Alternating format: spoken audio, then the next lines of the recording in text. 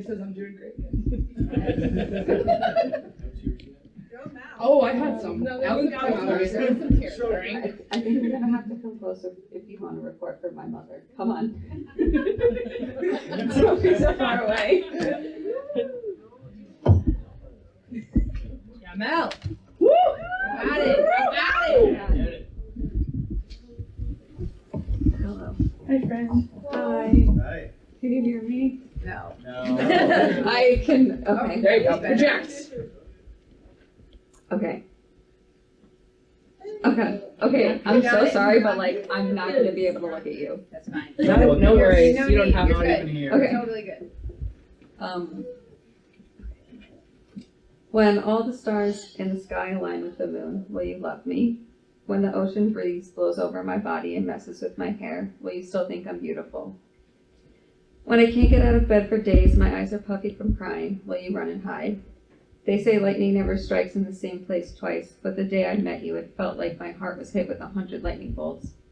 With each word you spoke, your eyes locked with mine. The thunder in my throat was ready to erupt with words that could not capture just how you made me feel.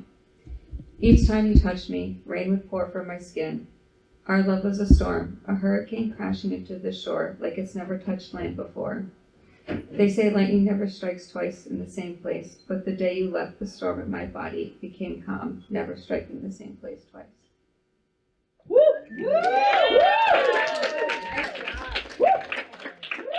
Thanks.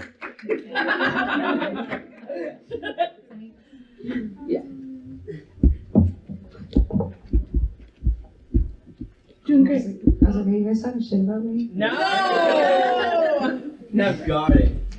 Okay. I just want to like put this out there. Like, this is about like anxiety. So like, and there's other things mixed in it. So if it triggers anybody, I just want to put it out there.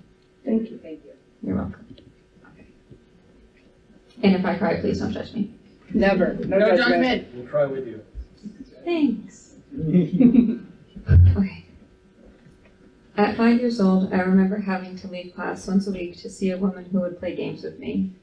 She would ask me about my family and all the things I had going on inside of me. They don't tell you what anxiety is when you're in kindergarten. They just tell you that you're special. At 8 years old, I was special once more. The woman came back with my sisters, while my sisters blocked the classroom doors. They said I was too disruptive, so keeping me inside would help me not cry. But how could I tell them that I was panicking inside? Each time I left the house, thoughts of my parents never being okay were the only thoughts I had all day. At 8 years old, you're supposed to be carefree, so why was the world crashing down on me? At 10 years old, I decided to pray to God. Each night I would kneel before my bed and beg him to take away the pain, the panic running through me, just like they had taught me in school. Each day I would wake up feeling as I did the night before. I thought, if God can't take this away, then how could he be real? I believe this is when I started to give up hope. At 12 years old, I attended public school for the first time. I was way too shy to speak to anyone who would walk by. As the months passed, I was finally comfortable in my surroundings until he saw me. He picked me out of everyone in class and spoke on my flaws. Day in and day out, he would torment me in and out of class, as if I couldn't already see the things he was talking about. The panic inside had been at bay, but how could I go on to face him another day? At 14 years old, I was starting high school. None of my friends were in my classes, and I was still too shy to talk to anyone new. I remember being in history class and having this overwhelming feeling of panic rush through my body. I remember being home in the shower, feeling like the world was crashing down on me once more. Screaming, banging on the walls, I would fall into the arms of my mother. I missed an entire month of school after this, sitting and sleeping in darkness all day. I weighed 85 pounds at the age of 14, but that's normal, isn't it? At 18 years old, I was starting college. I nearly missed the first 3 days of class from the overwhelming feeling coursing through my body again. Not being able to pick myself up off the bathroom floor. If I just pulled the trigger once more, maybe I could finally make it out the door. At the age of 20, I got my heart broken for the first time by a girl with big brown eyes. It was Valentine's Day, and she said she just wanted to be single. But 4 days later, she was dating a girl with the same name as me. Cool, right? I became friends with the bathroom floor once more. At the age of 21, I was carefree. Not a soul in the world could touch me. I was the ruler of my own destiny until I met her. She came in like a purple gust of wind and swept me off my feet. I never believed in love at first sight, but I knew the moment I looked into those green eyes. Who would have thought you broke me break me worse than the girl before? No saying goodbye, just kicking me out the door, right back onto the bathroom floor. I can't stand the color purple now. At the age of 24, I was at my peak. No anxiety in sight, going out every night, meeting girls left and right, until I met you. I should have known how it was going to go. I mean, you always made yourself the star of the show. I should have known the way it was going to go when I celebrated 2 birthdays while dating you, and you didn't wish me a happy birthday on either one. I should have known the way it was going to go from all the times you got drunk and yelled at me over things I didn't do, all because your past was creeping up on you. I should have known the way it was going to go when you never took no for an answer, getting your way no matter the toll it took on me. I guess I should have known the way it was going to go when you stole me from my friends and family, telling me lies to always keep me by your side.